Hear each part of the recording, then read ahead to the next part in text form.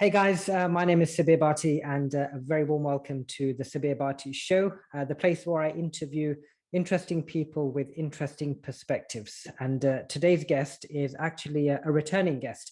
He was on this very show about 4 years ago.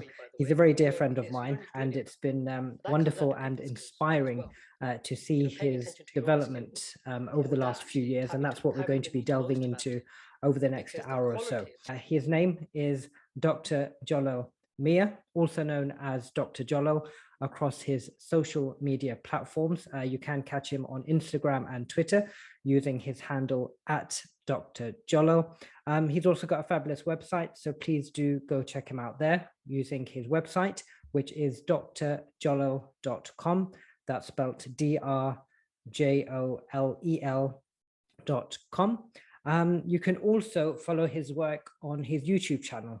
He often creates very interesting videos on YouTube, and his videos are all about helping you make psychology more accessible. And he does this by delving into the nuances of this discipline. Before we jump into the chat, I'm just going to give you some more information about Dr. Jolel. So he is a lecturer of psychology at the University of Sunderland in the United Kingdom. He's obtained a master's in health psychology, as well as a PhD in applied psychology.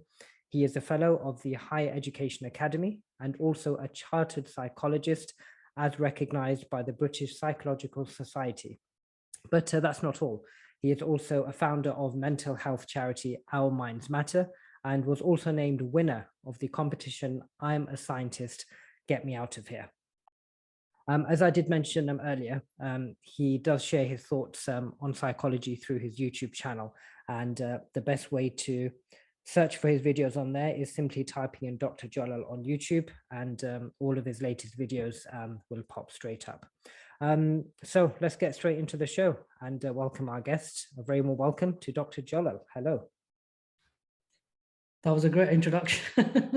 Well, I'll be honest, I was truly inspired even by reading that introduction, and it's because we've been friends for quite a while, so it's been great for me to see your progress over the last few years. And firstly, I just wanted to give my personal congratulations again to you for achieving your PhD, and that's where I wanted to start. So if you wouldn't mind, share with us what the experience was like going through the PhD, because I know it took a number of years. How was the experience, and how do you feel now that it's all over? Well, I mean, first of all, absolutely. I mean, hopefully, we've been friends longer than a few years. So it's been a pleasant experience, overall. But it didn't come without challenges, I should say. I think the last time we spoke, on this podcast, a few years ago, I think it was about 3 years ago. 3 years ago? Yeah, it was about 3 years ago, I think. And at the time, I was just in the process of now kind of like finalizing or going towards the write-up stage. And that's something that I was prepared for, anticipate that, it's going to take me a lot of energy, emotional effort to complete, to see it to the end. But I didn't know what it would have taken, what it took by the time I'd completed it. And I was completely drained by it all. So the PhD along the years, first of all, it's very exciting. You're starting a new path. You're unsure what's going to happen. You don't know how you're going to collect the data, how you're going to analyze the data. You don't know if this is the right thing. You don't know if this is the right path for you. So lots of anxieties, lots of doubts were happening. But, there comes a midpoint, check. When you start to notice that you go from like being a beginner, like in your research field, to an expert. And that transition happens because people, first of all, you're asking other people when you first start off about what you should do, how you should design the research, what methods you should pick, and what technique to analyze the information, how do you analyze it, and where would we use it. Then you start making that transition of like informing people of what the methodology should be used, how you should analyze the data, you start to become the person who's trying to communicate that information. So overall, the experience was not just, I don't know, a learning, a learning moment, but it also developed the way you see the world, because the PhD overall pushed you. I mean, yeah, I don't know if you got another question on it, but it's something that I'm still trying to process, if I'm still honest with you. Yeah. Yeah. And I actually had a look at your website recently, and one of your blog articles on your website mentioned the PhD, and the title actually caught my attention because you mentioned in there something about how many days it took for your PhD to be completed. And I believe the number was 2,830 days. And I put that into the calculator and it came out as just over 7 years. Now, from your experience, is that amount of time normal for a PhD? If not, what was it like being in that process for 7 years? Because it can be quite, of course, a long period. I imagine lots of ups and downs. How did you manage to negotiate that length of time when trying to complete it? It was, one heck of a long time. I look back on it and thinking, is that how many days I spent on it? Because it's not, the PhD is not 9 to 5. Absolutely not. This is, I mean, it's not 9 to 5, Monday to Friday. It's not a thing. It's with you every single, day, every single hour. Yeah, there might be moments where you switch off, but I'm speaking to lots of PhD students, right? No one's ever switched off. It doesn't switch off. It's always there at the back, at the front, in the middle, on the side of your mind, wherever you're thinking about, it's always there. And they say, there's this terminology called PhD called permanent head damage, right? Which means when it's been there for so long, it leaves a stain, it leaves a mark. And that's what they call permanent head damage. So there's that concept. What was it like? So yeah, it's 7 years. The average is about 8 years. That's the longest, but most people complete within 4 years, depending on their situation, funding and stuff. Part-time, we're looking at about 8 years. But when I think about, that's official registration, 7 years. So when you register at university, you put your name on the form, they approve your program to the point of like, you left the program, that was 7 years. But actually, in terms of like the PhD, it takes a bit more longer. I think it wasn't 7 years because the planning took about an extra year to get into the PhD. So there's an extra year added on, but I didn't put that in part of the official registration. So registration, I was registered for that many days on the PhD. But so actually, it took about a year before. So it's 8 years there altogether.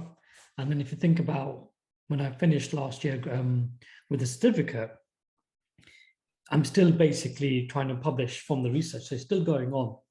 So it's not like the start and finish point, which when we go to education, we think, okay, we're going to go from this building and exit from another building in this many years. That's not what PhD is. And a lot of people think there's a big misconception about PhDs that it's all about, start and finish, because that's how we map the world out. So when you're doing sprints, we think 100-meter race, we're thinking, starting point 0 meters to 100 meters and that's it. But that's how we start to vision life. And then people adapt this concept of thinking into the PhD world. We're thinking, hang on.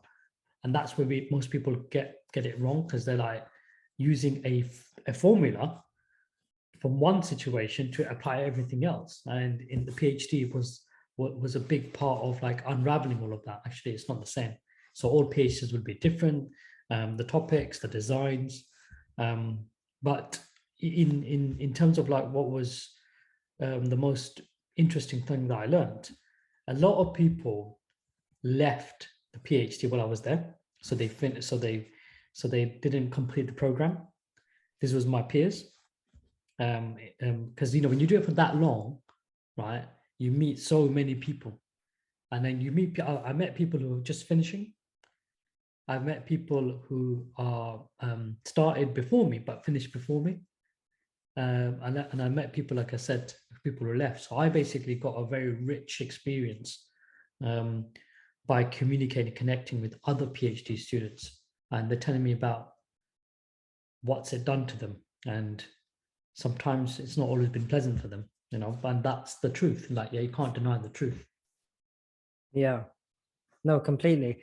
And I can imagine, well, I can't actually imagine because I've never done a PhD, but because we've been friends for a long time, I've often heard updates from yourself every time we've spoken and had a catch up. So I guess I know a little bit about what you went through, and just hearing you elaborate on it now, it's really inspiring because, it takes a lot of effort for something like this. And I certainly wasn't that way inclined through my years in education. So I really appreciate it and actually respect people who can dedicate themselves to such a thing like a PhD. So like from the bottom of my heart, like congratulations again. That you should be so proud of yourself and the achievements that you've had up to date. Now, I just want to switch gears slightly. Because I know you've had a lot of big changes in your life recently, changes which you've made deliberately for your own progression. And one of the big standout moments for you was, of course, your position at the University of Sunderland. You're now a lecturer there, a lecturer in psychology. So with your permission, I'd love to perhaps talk about that for a few minutes. What was it like, firstly, taking on this role, and what has this role done for you so far? I think I think it's a great question. And I think I look back and what I done before. When I left school, I didn't do what everyone else did. I didn't go to college, for example. I went into work. I did an apprenticeship. Apprenticeship was very rarely heard in our school. No one hardly ever done an apprenticeship, and complete apprenticeship, not just do one, right? Start one, complete one. So that was a big change back then when I was, young. And then I think about leaving the workplace, right? Completely changing industry, altogether, and going in a completely different direction into psychology, going to university. Massive changes. So coming to, and I think when I reflect on the Sunderland move, coming from the south to the north, I can make the comparisons. Actually, that's always been there, like in terms of or even starting the charity, with others. I'm very happy to be put out my comfort zone. If the situation has forced me, right, because things are not working out, things are not happening the way I want it to happen, and if someone provides an opportunity and if there's a door opening somewhere, I think it's on me to take a chance at least. And so this opportunity came up, and the team basically, the management team were very intrigued and very encouraging and very welcoming, not just of my presence, but my ideas, my ways of thinking. And I never really got that from other places. So I just felt basically this is a natural fit between me and the organization, and where the university was fitting with its values and its vision for its students and for the overall organization. And I just thought my values and my principles align well with this university, and I can work with them. So it was a natural fit. And I think that's the word they used. And that made me feel more stimulated, more motivated. I think that's important in the workplace, to respect your employees who are part of your team. Like, we're all equals, we're all colleagues. And one thing they said, we have flatline structures. So there's no hierarchy as such. It's not about who owns who. We all flatline, we all work together. And I liked that culture. And I thought I wanted to be part of that culture and contribute to that culture. So making that change became easy because of the conditions that were set. First, from previous experience, I think I've always had it in me to basically, dare out of my, comfort zone, to be the norm. I don't think anyone that I know in my circle studied psychology or even the health sciences. So I've always believed in individual choices and choosing your own path. So coming to Sunderland I don't think it was just like, a big shock. Actually, I've always done that. I think it's just like me telling myself, oh yeah, by the way, you've always done this anyway. Yeah. Yeah, no, completely makes sense. And thank you for sharing that. Now, another thing that you've been heavily involved in recently over the last few years, and I mentioned it in the introduction, is your activity on social media.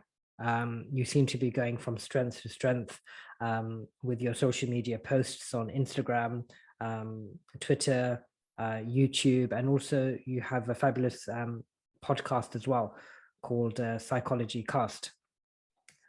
So let's start with the podcast, because I know you've been doing that for quite a while now, and you've interviewed a number of people, and very interesting conversation you've been having on that podcast. So let's start with that. Why did you want to start a psychology podcast? How did you find the process of starting it, finding guests, and also perhaps tell us a little bit about your experience of speaking to all these guests. What has it done for you? Because I imagine it's quite an exciting process to be a host of a podcast like yours. Well, first of all, I should say thank you very much to yourself and what you did when we started the podcast.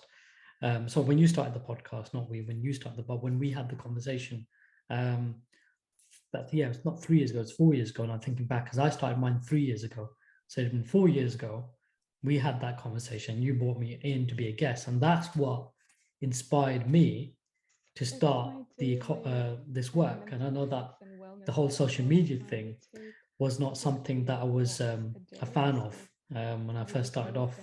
But when I saw you doing it in terms of the podcast, and you started talking about these concepts about presenting yourself on video, and I just thought to myself, like, oh, yeah, that don't sound like me. Actually, it sounds quite, quite cringing when I was watching your stuff. I'm like, that looks a bit awkward. How can I can't do that.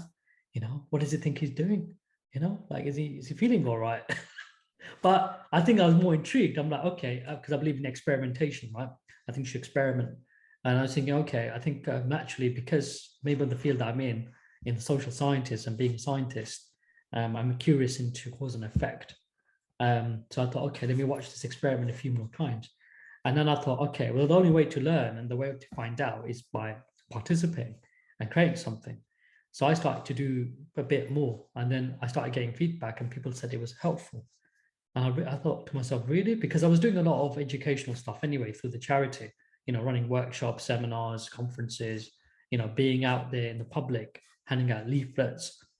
So why is that any different? And I thought to myself, well, can I apply my time and make it more efficient? Because I haven't got time to talk to everyone. The PhD was getting busy. So I found social media for me the way to communicate with the people who've already been, have been exposed to my content in terms of like the training courses I used to run about mental health. If I put in this platform, at least in that way, I don't lose them and then they're still getting that value. And but it's listening to the feedback that was important. So I'm still not this thing where I want to be, but I'm happy just communicating information. But the podcast, I think inviting people. So I saw how you did it basically, and I watched a few others. Okay, what is it about the podcast? I really thought about my idea, what it is that I'm trying to have the conversation about. And the tagline is why we do what we do. So it's all about the motivation behind someone. What the hell is causing all of this for them to do what they do? I'm very interested in that. So I aligned it with my own interests. I'm like, if I can understand what motivates other people, I understand more about what I think about myself. So it's like having mirrors, right? And the guests are mirrors, basically. I think, like what I've witnessed, they're showing me who I am.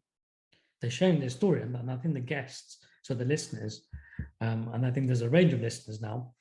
And obviously the psychology department are very interested in podcasts and they promote it to their students and they share it around. Actually, they bring you up before I bring you up when they introduce me. That's quite interesting because I feel quite still like that imposter syndrome thing, right? I think to myself like, oh, it's not that good. It's okay, you know. I think the guests are great, but you know, I don't think as a host I'm okay. But and the overall production's okay, but they seem to take more benefit than I do sometimes, and I that makes me think, okay, I've done a positive contribution. Because the reason why I want to put that out there with, you know, with some interesting guests, is because, you know, lots of people are exposed to lots of noise, right?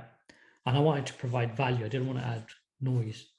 So you will rarely see me doing a rant on social media, because I think there is a time and space for people to do that. I respect people who do that, of course.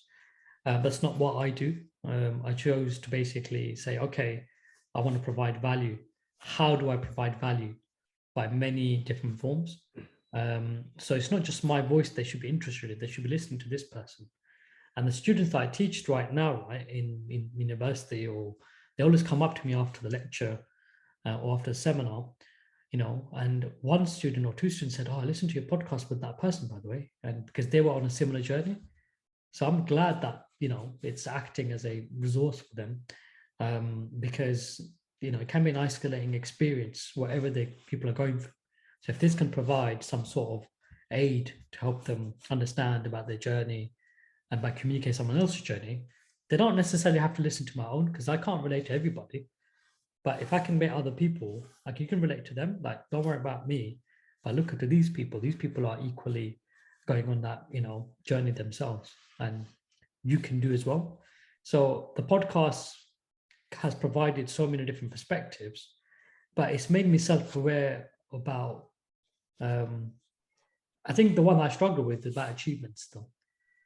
You know, so when you said, you know, saying all those things, I'm doing this, I'm doing that, for me, it's literally, it doesn't feel I haven't done anything. I should be doing more.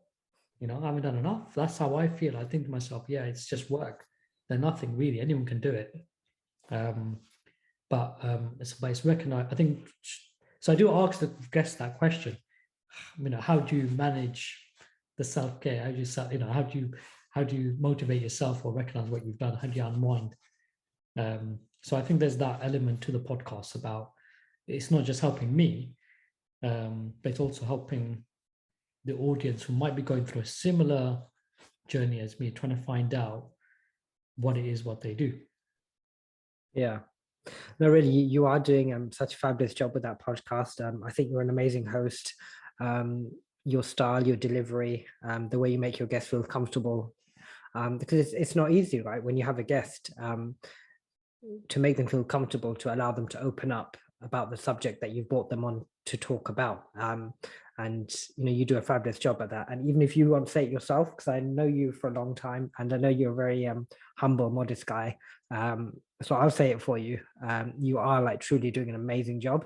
And it's funny what you said earlier, that coming onto this show 4 years ago inspired you to start your own. And it's funny how it's come around in full circle this time, because watching you be so consistent with your positive work on social media, your podcast, actually inspired me to relaunch this show, because I haven't done this show for just over a year. And honestly, you being so consistent has actually inspired me to start my own stuff again. So I just wanted to take this opportunity as well, just to say thank you for inspiring me. And yeah, just keep up the great work. You're doing a great job with the podcast.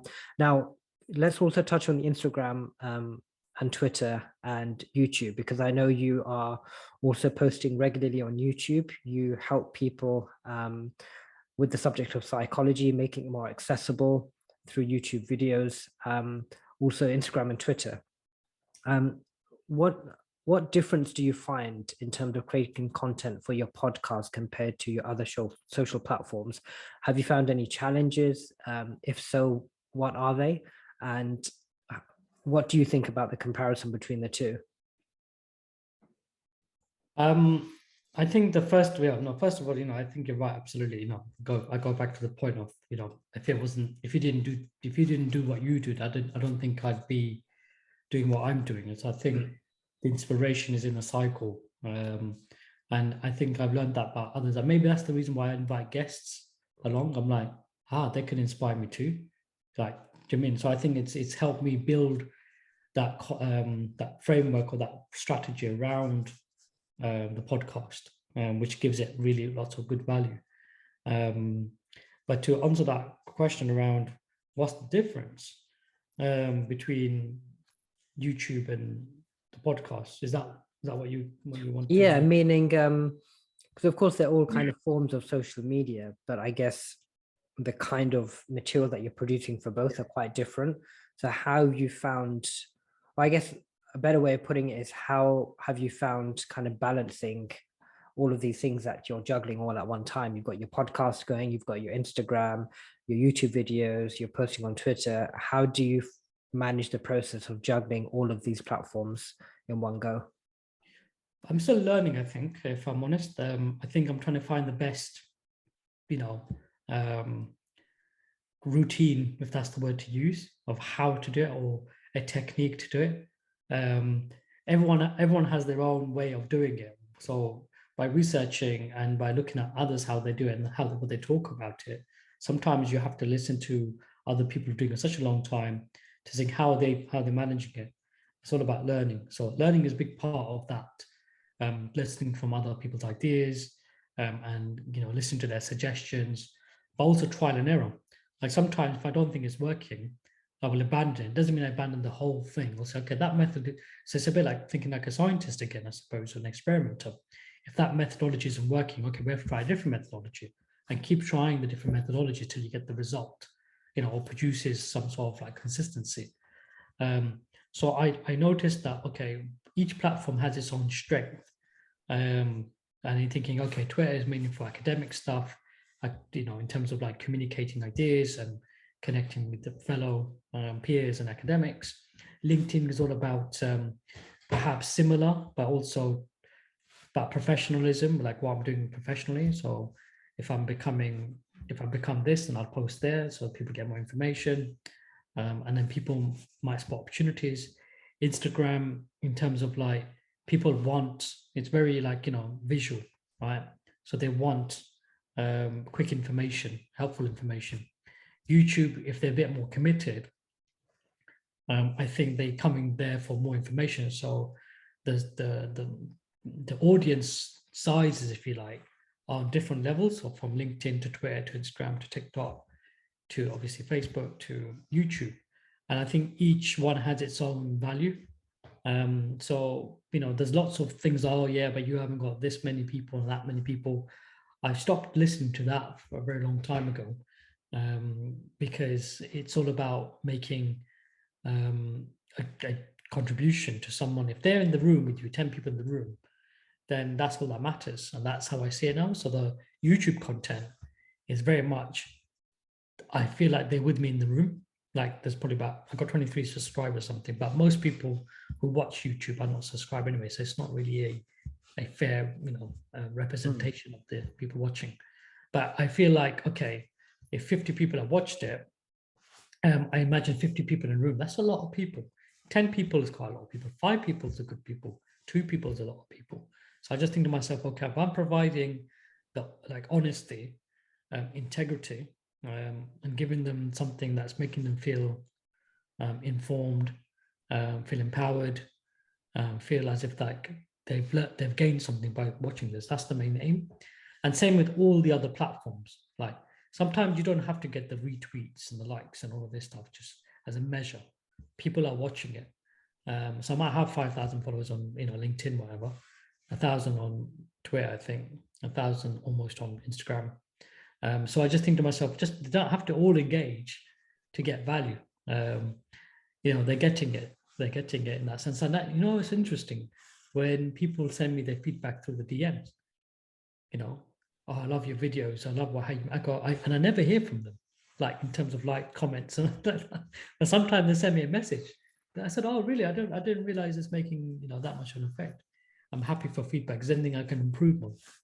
That's the key thing that I always ask for. Like, can I make it better? Can I make it better? What would you like? And it's all of this kind of like educators are trying to say, it's not about what you know. Even when we're giving assessment feedback in university courses and exams and report writing and essays, we're saying this is what you're good at. this is what you can improve on. You know, we're not interested in, we always tell them we're not, the grade is irrelevant, right? It's the feedback that's the most important thing, because the grade's not going to help you. Where you're going to give yourself a round of applause? Who cares about that, right? You want to think, okay, well, how can I use this to make it a better experience for me and for them? So these platforms, how do you manage it? I have a schedule for like YouTube. My goal is at the moment to probably do one video a week. I'm sticking to that. I made a goal at the end of December. I'm thinking, you know what, next year I'm going to try to put one video out a week. Okay, roughly about 10 minutes. Okay, but if it's 5 minutes, so it's okay. It doesn't have to be 10 minutes. Sometimes, I think my shortest one was 4 minutes or 3 minutes. I still put one out a week. I don't care who watches it, but I will speak the truth. I will provide value. That's all I care about. I don't care who watches it. If one person gets the truth, that's the most important thing. Like, for me, that's important. So it makes me feel good. And I'm building the library for the future, you know, because I haven't got time to explain everything to lots of people all the time. So these videos will become different, you know, concepts. So that's YouTube. Twitter is basically in terms of like as and when. If anyone's tagging me, if I'm an event, so I use it for that platform. Instagram, I try to do. Instagram, they say, right, sometimes they should post 5 times a week.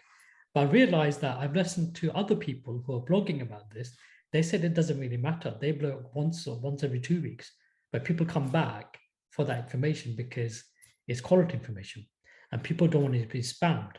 So I'm very mindful of the audience. I don't want to like, you know, take up their time too much. You know, so I'm thinking like to do less and less, but get more engagement that way. Like trust your content, trust your message. And LinkedIn again is the same.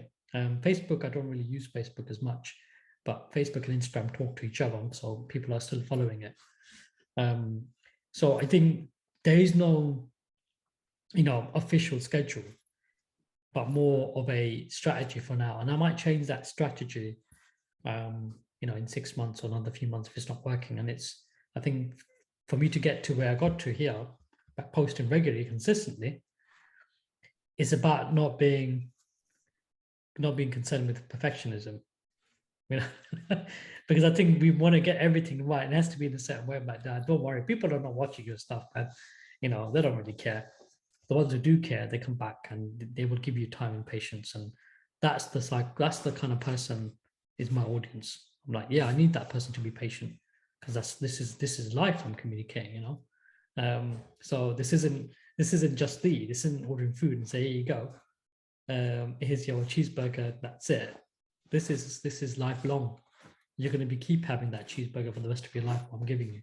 So if you can't be patient, that's on you, not on me. Yeah, no, it's really inspiring to see not just your content, but also the thought process of how you actually go about creating your content. And it seems as if you are a real strategizer when it comes to things like this. You like to plan things out. It's not just kind of off the cuff. You think hard about your message.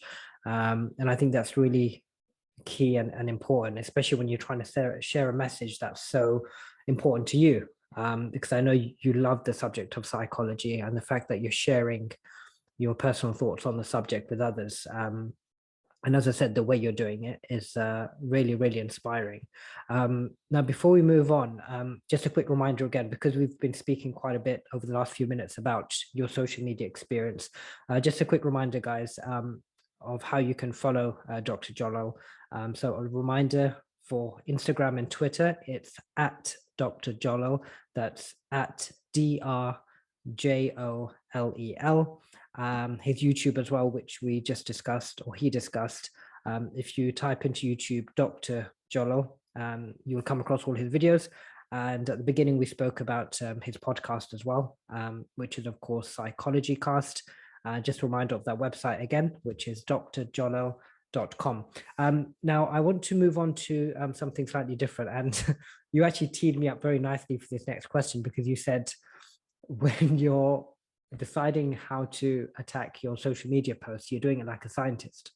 My next question was all about the competition, I'm a Scientist, Get Me Out of Here, which you were actually the winner of. So congratulations for that. Now, as far as I'm aware, I'm a Scientist, Get Me Out of Here was a competition where you had to communicate psychology to students. So could you give us more information about what that initiative was, how you got involved, why you got involved, and how you feel about being the winner? Yeah, I've most of it. It's. I think when I think about that, it's a positive. It brings a positive memory, a happy memory. I always smile when I think about my science get me out of here.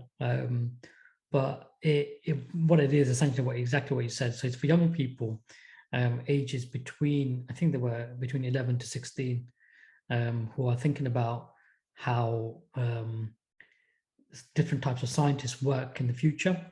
And what they do, they basically try to get an understanding in the day and the life, day in the week of different types of scientists.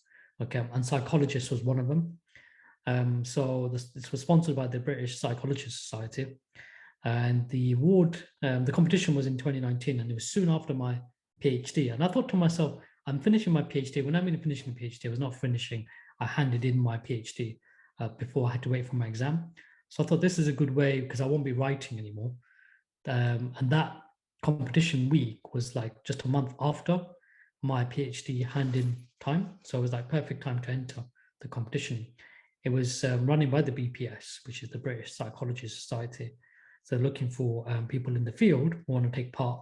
And I just thought it'd be quite fun, like communicating, applying what I do. And I think young people should be considering their careers in psychology. I think it's helped me quite a bit. And I think it's what you said earlier about, I love the discipline and explain the discipline because I think it can make a big difference in people's lives. We should all have an aspect of psychology.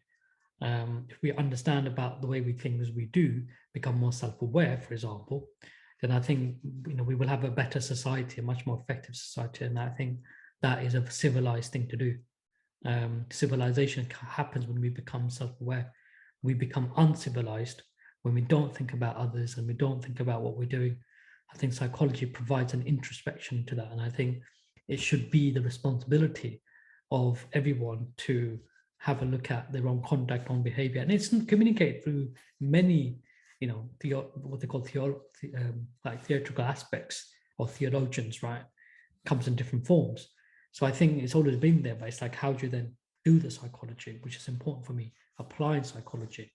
So the competition was explaining to the students, right? And it was quite fun because I was working in prison at the time as part of what I was doing. And, they were fascinated to know exactly, what the conversation, what was happening with the prisoners. And, you have to protect the prisoners in terms of like their details. So that's communicating professional standards, ethical standards too, ethical behavior. You can't be just like mocking these guys because they're human beings. And that's teaching that to the students and say, look, I know they're prisoners, and you might find that funny what they're doing, but remember they're human beings. And it's like, how do we help them? Not how do we mock them? What type of human do you want to be? That's the type of psychologist that we are trying to implement by following. That's why we have professional guidance. So it's communicating all these aspects. So it's not just about what's happening in their mind, but actually it's about how do we go about like treating others professionally. But the competition ran and they had to vote for their favorite scientist. I was quite shocked that they voted me. It came out through the round at the end, and I was waiting. They said, okay, it would be interesting. But what they did, right? So they vote out. It's like, I don't know if you hit me, I'm a celebrity, get me out of here. It's this concept that happens in the UK. It's very similar. Every week, their favorite, they vote out a scientist every day. So I thought I'd be voted out on the first day. There's about 5 or 6 of us or 7 of us or something. And I was like, what? I went to the final. It came on Thursday. Came on Friday. They said, no, you made it in the top 2. I was like, what? Why are they interested in me? I got nothing interesting to say. Okay. And then late in the afternoon, they announced the winner. They voted the other one out and they voted me the winner. And so that was quite a big surprise. Again, maybe it's that thing, find it difficult to accept, achievements and stuff. Maybe because people haven't, from a young age to have done that, well done and stuff. And, so when you say well done, is quite rare. I get the odd friend telling me well done, but not in a what's the word, in a passive way. You know, there's a difference between passive, like, oh, well done, by the way, and that's it, move on. So you never recognize it of your own achievements. But I think to say well done to someone and to be active rather than be passive is a big thing. Because I think when we're passive, that's why that's the reason why I think I can't appreciate, because I've never been, it's always been passive. So when people say well done, it could be my colleagues, whatever, and they're genuine about it, I don't pick it up. I brush it aside, and they've brought that up to me in a very kind way. They said, you need to appreciate what you've done. And that's quite interesting from a psychologist point of view. So I have psychologists trying to help me to appreciate your own achievements. I'm like, yeah, but it's not a big thing. They said, no, it is a big thing. I'm like, is it really? And they said, okay, yeah, it is. So I think, so I appreciate what you're saying. I maybe don't appreciate all the time when people do say thank you on a deep level, because my brain doesn't recognize with everything. So there's still limitations to me. I'm not saying the finished product, what I'm saying, but I think I'm a Scientist get me out of here when I reminded me of that. Yeah. But it went to the whole experience. So that was the end of 2019. It's about 3 years ago now. Yeah. It's interesting what you just said. I should point out, one of the things they gave me, right? Yeah. Continue. Was this. Oh, very nice. I don't know if you can see that. I thought. Oh, that's like a celebratory mug. Is that for winning the competition? No, this is basically for every participant. But they did give a prize for a competition. Gave me some money to do some. Guess what? They gave me money to do more educational videos. Oh, really? Oh, that's interesting. They said, because it was all about communication. So I said, okay, I'll do a vlog, and I gave them a few vlogs for them to watch, like day in the life, and it was a proper recorded one. And so the students get more experience. And it was like I said, if we didn't have the conversation, if I didn't watch your stuff, I don't think I would have done what I did, wouldn't got to what I got to with the Science get me out of it. Because I think that's where there's a big part, because you need the encouragement, when you're starting off something, at the same time, like, I'm happy to change my mind. So when I saw your stuff, I thought to myself, this looks a bit weird. But I'm happy to humble myself to say, maybe I got this wrong. Maybe I need to look at it again. Maybe I was harsh. Maybe it's not even maybe, I was harsh. It's admitting, no, I shouldn't have done that. That kind of thing. And admitting that to yourself, rather than, oh yes, Albert, I thought you were like, I think you were, you were way off the mark when you were doing it. But it's admitting it to yourself what you've done, which is the most important step in your own reconciliation with anything that you don't disagree with, and that can stop your progress. So for me, it was admitting that, to say, do it yourself and find out what it's like. If I had not done that process, thinking I'm a Scientist get me out of here, would have been out the window. I would never got there in the first place. I would never applied, let alone do it. Yeah, that's fascinating to hear your explanation of being involved in that process and what it did for you. Now, what I've found really interesting is what you said about, and I know this of you as well, because we've been friends for a long time, that you're not naturally someone who is inclined to overly celebrate their own successes. And it was nice for you just to hear you say and admit that you're not that person. So I'd be interested to know, when you have achievements like this, such as winning the competition of I'm a Scientist, get me out of here, while you don't celebrate your successes, at any level, do you find that it gives you motivation to carry on and keep going along this journey of progression? Yeah, I mean, maybe it comes from my mum. So my mum basically, has instilled it in for me. This is not a game. This game is not a life. So this life is not a game. And she instilled into us from a young age about hard work. I mean, and I've talked about this in my previous podcast with you, I remember, about the early influences, about it's not something that you shouldn't just clap yourself. What you're doing, move on to the next thing. because there's still things out there to be done. As long as you're behaving within the most important thing you should be concerned yourself is about your conduct and learning. Like, of course, I made mistakes along the way, and still will do, of course. And I'm trying to learn from each mistake by listening, but also trusting people. Trust is a big thing. Trusting yourself, to celebrate. But I think, recognize or celebrating is not an easy thing to do. And I think it's important for others to celebrate you. And I think that was important. So people took me, don't get me wrong, people took me out. People basically, like, I remember my mate before doing the right time, he said, you need to reward yourself. We're going to go around Europe. You're coming with me. Basically, like, that's the kind of, like, support that was. So at the moment, I said, no, I can't do it. I can't, do it because I've got time. I get distracted. He goes, no, take your laptop with you. You can do it. I'll give you the time. I'll make sure no one disturbs you. And it's that level of, like, someone needs to celebrate you in that way to recognize your hard work.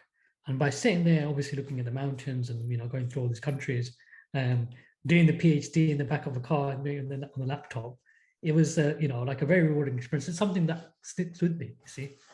So I think you need to have good people around you and who will basically help you and not hinder you. That's important. Who will empower you, encourage you, because that's part of the celebration. Then it's not just about sticking like a birthday cake and blowing candles out. Celebration comes in different forms. That's one thing I realized, and I think that's an important part. And if you don't know how to celebrate, goodness me, we've got Google, right? Plenty of blogs, read a book.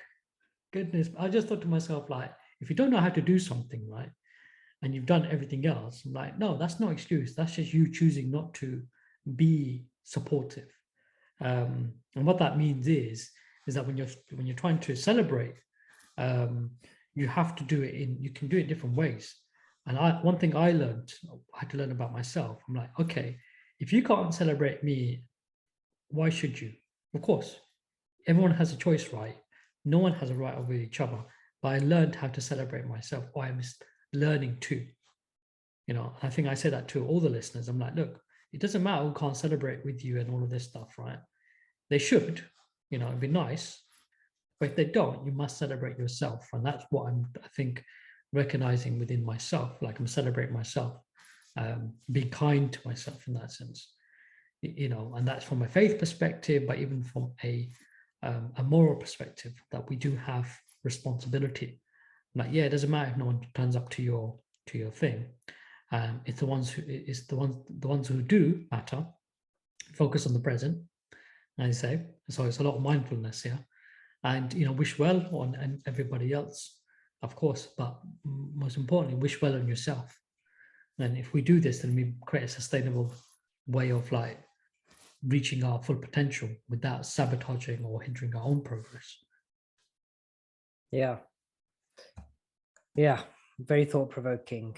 No, thank you so much for sharing that. It was really interesting how you described that. And as you said, we're all kind of on this journey, right, of self-discovery. We're trying to figure out ourselves, and we're using all of these avenues on this planet to kind of figure out who we are. And you seem to be doing that really well in many forms. So I wish you all the best with that. And I'm sure you're going to go from strength to strength with everything. Now, we've talked a lot about your work professionally. So I just want to switch gears again and talk about something in your personal life. Now, about a year ago, I remember having a guest on the show, Brian Seagay, his name was, and we were having a conversation about life, about personal development. And I remember we touched on a subject to do with friends and our inner circle. And I shared with him at the time that I had not too long ago renegotiated my inner circle, meaning I had drastically reduced my inner circle. So these being my closest friends. So at the time I had reduced them from 4 to 5 to 1. And I found that to be quite a profound shift in my personal life. And in fact, it allowed me to free up a lot of space in my mind to do the things I wanted to do. Now, the reason I'm mentioning that is because I know you've gone through something very similar very recently.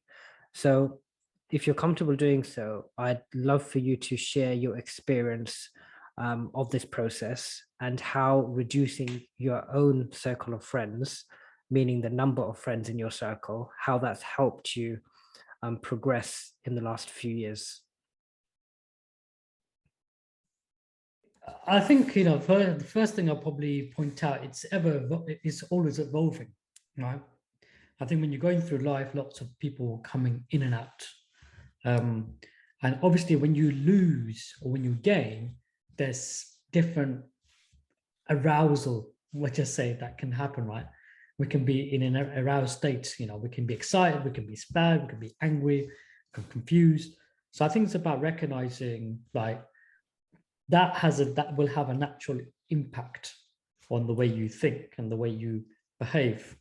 But I think over time, I've always been open-minded about how friendships work and supporting people in different ways. The support system is still the same. Sometimes it can be because you're limited because other people might want all your resources because they're in need, and that's fine because you have to support that person. And one friend might not need as much. So I found that basically I was switching a lot of resources around the time around different people in different stages of their life, right? So one person might go very quiet, okay, doesn't need much support at the moment, but another person do, so I'll switch and give my time and attention there. So I found that basically being flexible, that's what really helped me. But I remember like at the time when I was finishing the PhD, my resources had basically been like almost like depleted because my energy levels were so low because of the pandemic, I think, happened at the same time. But and at the same time, 6 days before, or a few days before, I don't know, 6 days, but less than a week, my exam got cancelled for the PhD. By that point, I was on my knees. I was very, very, and I think the world was in a very like uncertain place. People didn't know what was going on. We didn't know if we're working from home. We thought it'd be over in 2 weeks. We can go back. I remember they said it'll be over by by the summer. Then they said August. They said October. I remember all of that anxiety, running the charity, responsibilities about what message do we communicate, how do we restructure it in a way that people get support. We lost a lot of people. Some of volunteers passed away. So there was a lot of things happening in that brief period. There was a massive storm, if you like. And I think having supportive people were very, like running thin on ice, right? That's the best way to frame it in that sense. But hey, I was quite understanding. Maybe it was all this stuff. But actually, I make no excuses now. And I make no excuses then. And I never made no excuses when I was younger about quality standards, like if you've done something, then there's a way to go about to reconcile. Like it's not about the action, it's about the reaction, okay? And I've always been open-minded about solutions, but at the same time, by speaking to lots of different people, getting their perspectives and getting help was important. So lucky I had people around me, both personally and professionally, right, to deal with the healing mechanisms that came with, whatever happened in that moment. But what it taught me was like, it's okay, it happens. This is part of life. And if there's a situation, then you have to react to it. Sometimes you can't control everything. But for me, it was important of like, if people have a certain relationship with you, it's a two-way process, right? And I realized that actually, I have to respect that. So if people decided to walk away and don't want to engage in the most open and genuine way, that's fine. Like you have to accept it. Why should they be, like you should get that expectation out of your head that they need to be somehow, be the way you want them to be. No, like it's free choice, and vice versa. Like, I think I had to take my responsibility of my own. But actually, yeah, it is a two-way street, this thing. But if people decide to walk away, it's about respecting that. People don't want to be there, that's fine. And I say that to your listeners, like, if people don't want to be there for you, no matter what you've done and all this stuff, that's okay. Like, don't be sad, just accept, this is, and then move forward.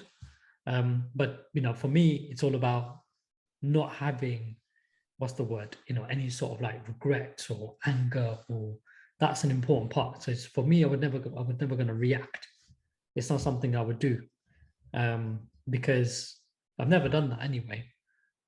Being that way, because I think it just fuels the fire, and you have to be thinking about yourself here, like, actually, what is best for everybody, and what's best for you, most importantly.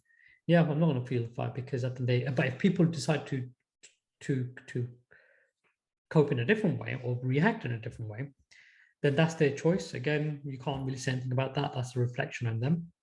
But I think then you concentrate on the ones who are there, and the ones who basically, your key supporters, if you like, the people who empower you, like your family, for example. So I think that was a big learning experience, both in the profession, personally and the profession. It helped me understand about, the impact when you have like big life events. I mean, for me, and maybe other people will say that's not a big life moment. For me, it was the biggest life moment, because I was building up to this for so many years, quietly working in the background, and quite rightly so, because I had lots of responsibilities. And so I was practically on my knees, like I said at the beginning of this question, of this answer. I was on my knees trying to get over that finish line, because it takes a piece out of you, like pushing you all the way, literally. And you are under constant, obviously constructive criticism about your work, about your approach of the course of your PhD, for example, but also like you're criticizing yourself. So for others, people to do that, I think to myself, okay, are you adding value or are you adding noise? For me, that's an important part now. I thought to myself, that's the important thing, because you wouldn't, I wouldn't do that, if you know what I mean. Or maybe I have, I don't know. And maybe it's something that I've become more self-conscious of. I'm like, I'm not going to do that, because I know what it's like. I like to think that I haven't, not intentionally to do that. I don't think people are intentionally to hurt people, but there's consequences of your actions. If you think about like manslaughter, you might not want to kill anybody, might not intended, but you still shot someone and you've killed that person. You got to take responsibility. That's accountability. That's what we say as like civilized people. So I think people have to come to terms with what they did in that sense. They have to reconcile. But I don't think it's anything to do with me. It's just like I reconciled with what I did and how I reacted. And I realized that it's not my responsibility to even think about others. I think everyone has an individual choice about how they live their own lives and the way they make their own decisions. And with the people around me, about this, you said about the circle it's varied, so it might be like in different in numbers, whatever, but it's varied. So people come and get advice as they've always done. People share. I get advice. I have lots of mentors. I have lots of psychologists. I have a lot of therapists around me. I have different family members who make a contribution. I've got nephews and nieces who are an important part of my life. So I think there's going to be always that evolving part, and I'm interested to know who else would come. But I know that obviously, as we interact as humans, especially in my circle, other people have benefited, have gained, and that's a good thing. That's a healthy thing. So just because I brought one person into the circle or I've been introduced to another person, I've benefited or another person's benefited. So it's a part of the ever evolving sort of like advantages that come, and it should do. The whole point of interaction is we create this energy to do good things, constructive things, positive things. Yeah, that answers your question. no, it does. You went above and beyond actually to answer that question. And I find it a fascinating subject. As I said, it's something that I went through myself a few years ago. And I found it to be extremely beneficial. And I think it's actually quite underrated. The idea of really delving deep and looking into your inner circle to ask those somewhat difficult questions, which is, are the people in my circle providing value to me? And if they're not, it can often be difficult to renegotiate your friend circle. But I think in order to progress in life, in order to grow, you have to change that circle if the people in it are not giving you value. And yeah, I really appreciate you sharing that, because I know it's quite personal to you. It was a personal experience, but I think by you sharing that, there are many lessons in what you said. So thank you for that. Now, I want to go back to something that we mentioned, I believe, at the beginning of our conversation, which was your new role at the University of Sunderland. Now, in order to take up that role, you had to make a major life change, which was uprooting from your hometown in Luton in Bedfordshire, which is south of the UK, and moving up north to the north of the United Kingdom. And it's a long way away from what you were used to. So what I wanted to ask was, why did you decide to uproot? I know it was for the job, but were there any other reasons why you wanted to move to completely change your location? And secondly, I wanted to ask, have you found any challenges along the way when it came to uprooting yourself completely?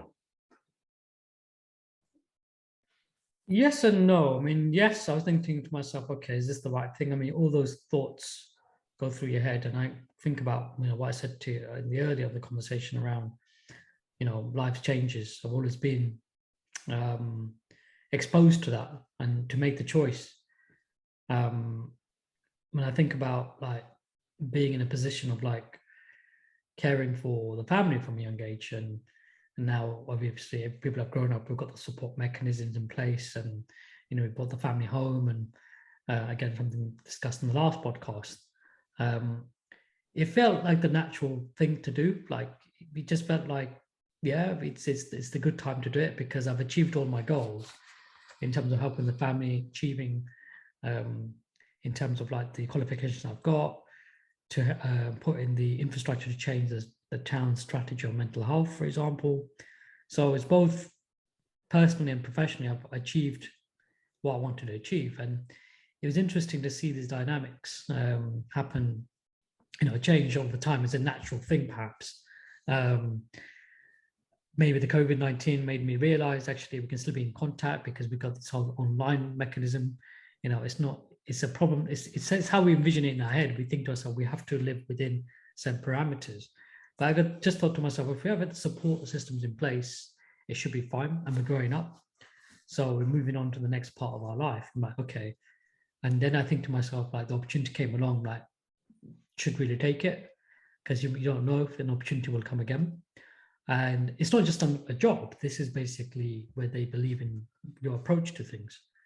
And then making the decision to actually to come up here from the north and the south has an impact, both, I think, in a positive way. So, for example, it's improved the relationship that me and my mum got. So before, you know, we would not be that. It'd be very much transactional, you know, relationship, yes and no. Do you want this? Do you want that? Okay, you have to do medication and things like that. But now, when we have that, I realized that my mum knows that she can't beat this thing, and you know, she knows that I know she can't beat it, because it's very hard.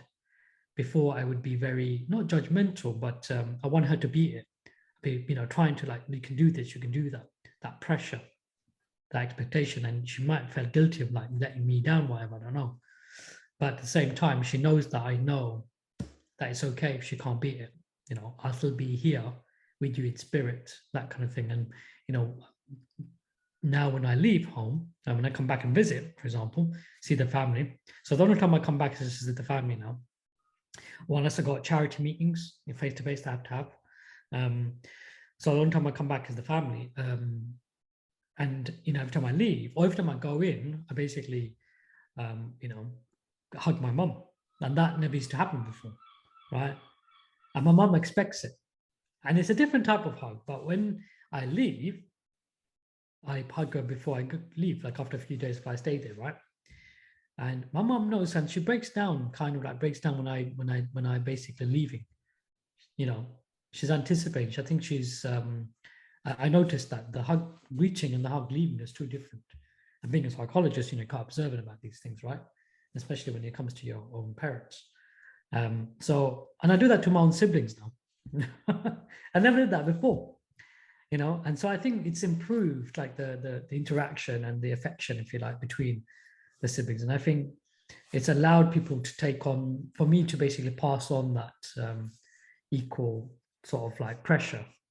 Everyone had responsibility, didn't you? Everyone did their own thing. Everyone mucked in, like when we were younger. But in terms of the burden and the sort of pressure on me to be the one that has to come up with the answers, is kind of like now equally being shared. And I think that's been a big part of the growth, because I think it's important for my own, like, you know, siblings to for their own families, like when they grow and develop, they need to be exposed to that sort of experience. So I think it's good. Obviously, my, you know, like recent life change, my brother got married. So if I imagine that if I didn't make that move, maybe that wouldn't have happened. So I think like you have to understand there's bigger things at play. And again, trusting the journey. I remember like driving into up the north, I thought to myself, you know what I did before I forget the story, is I drove from it was a hot day, right? I went to meet the team, and I was like going to move in. So I thought to myself, I'm going to do roof down in the convertible and just driving in, because a hot day was the sun. And I drove all the way from Luton up to the north from south with the roof down, entering the north with the hood down. I think that was a very symbolic moment for me to say this is a new, new chapter. It's another chapter. It's not like something you're doing something different. It's the same thing when you're done from when you left school to coming into, you know, apprenticeship, to go to university, to go to buy a house, and there's a new beginning in different, and you're going to meet different people, and people can be still in touch. Just to make that point about, you know, what you said about friends and stuff. You know, the door is always open. It just means like the conditions might not be the same because things have changed. The door is always open. I'm a very open human being. It just means things might be a bit different, but that's natural because of, and I think being in the north has allowed me to reflect, because you're in the north, right? And it's funny that we've done the podcast. Yeah.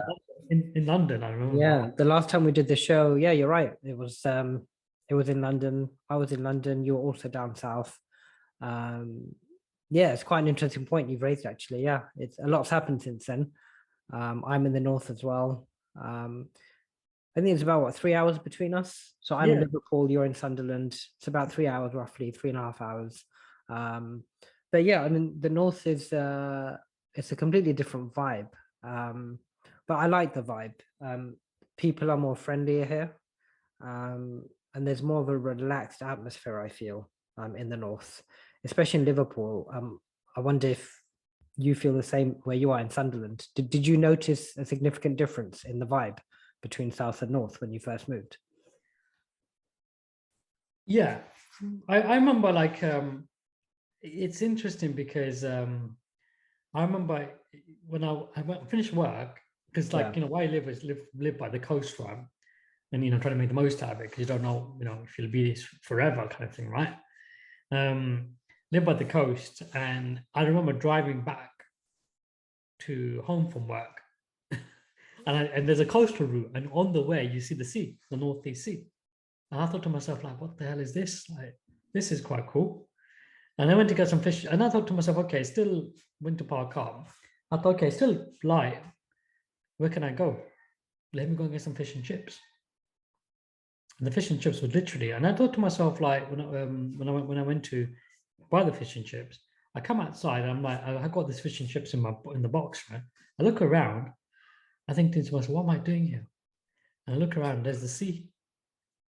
That's what life is. There's the sea in front of me. I hope that, like I said, these moments might not last forever, but I make the most of it. And I think that's what I've always done. I look around, I just looked up, right? Because the fish and a fish and chip place is basically opposite the sea. It overlooks the sea. It's like a goldfish restaurant, and it was not that busy. I was the only person in there, and I thought to myself, like, I look up, and there's the sea, just like the Northeast Sea. There's me fish and chips going home. From obviously from all those little moments like that. That was a big moment of like like I'm here now, and that's where my work is. That's where what I need to do the work on. Yeah. Yeah, I guess because once you'd made that decision to move, you got the job, obviously you had to move. There isn't much time in those type of situations to really sit down by yourself and contemplate as to what's actually happening, because you're making preparations to move, and you make the move, you pack the car, you drive to your new home, and before you know it, you're starting a new job. So I should yeah, point out that with that question that you forgot to answer yeah, about friendliness. Yeah, I mean, people seem to know my orders, right, before I get there, because they see me, I think, from a distance, whatever. And when I walk into the shop, the order's there, the cup of tea, the fish and chips, they know the name. And I don't realize when I went to the counter, yeah, uh, they presented the stuff with me, right? And they asked for the money, and they were looking at me. I was like, I didn't even say anything, right? I was looking back as if like this is for someone else. They said, no, no, no, this is for you. I was still ordering. I'm still making my order. They said, no, this is yours. And we got a bit confused. They said, then I realized, okay, this person must have just like, she was like, yeah, I know what you're going to have. I know what you're going to order. I know what time you're going to come in. And it's that basically level of like, friendliness, which I noticed, like, I find that they're very customer focused. They're yeah. interested in interaction. I don't know if you found that, but, when they go in, Hmm. they're interested in having a bit of like, Yeah, people up north, from my experience as well, they're certainly more inclined towards conversation. Even if it's not lengthy conversation, just a simple hello or thank you. Actually, the biggest thing I've noticed here in Liverpool, I'm not sure if you notice this where you are, is saying sorry. For example, if someone's got in your way, or they've accidentally, I don't know, closed the door in front of you without knowing you're behind them, just simple things like that. Or if you're going into a shop, sometimes you have the barriers where you just have to push open if they've let that close behind them without knowing you're there. They'll say sorry for simple things that you normally wouldn't expect a sorry for. And this happened a few days ago, actually. I was in the local supermarket and I was trying to get to the freezer section, and there was a woman standing in the way, which meant that I couldn't open the actual freezer section. And she just looked behind and just apologized profusely. And I was thinking in my mind, there wasn't a need to do that. But as you said, I think it's just in the nature of people up north. They are that way inclined. So being around these people, as you said, it's quite a nice experience, as they're very friendly. So, I'm glad that you're enjoying your experience up north, and you're going from strength to strength in your new environment, keeping busy with everything that you're doing. Before we wrap up, I just wanted to give the opportunity to mention anything that you'd like to mention, perhaps something that I haven't asked in my questions that you wanted to share. And then after that, we'll give everyone a reminder of how they can find out more about your work.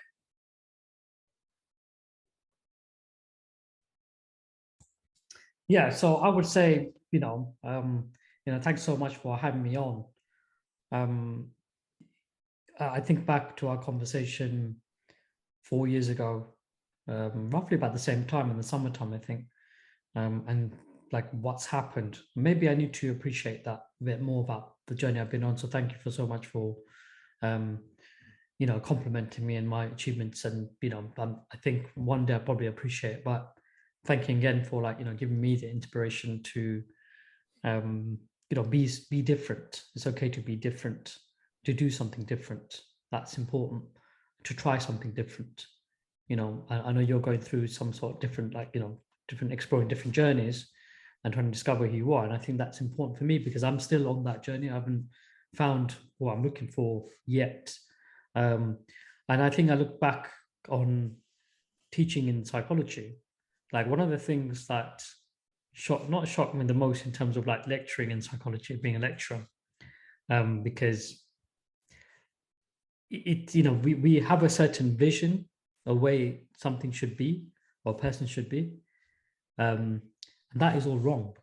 This is misleading. This is what can cause problems, and everyone and so if you don't have that perception of like, if you do have a perception and that you need to be a certain way or you need to do a certain way or this certain thing is the only way, this is destructive.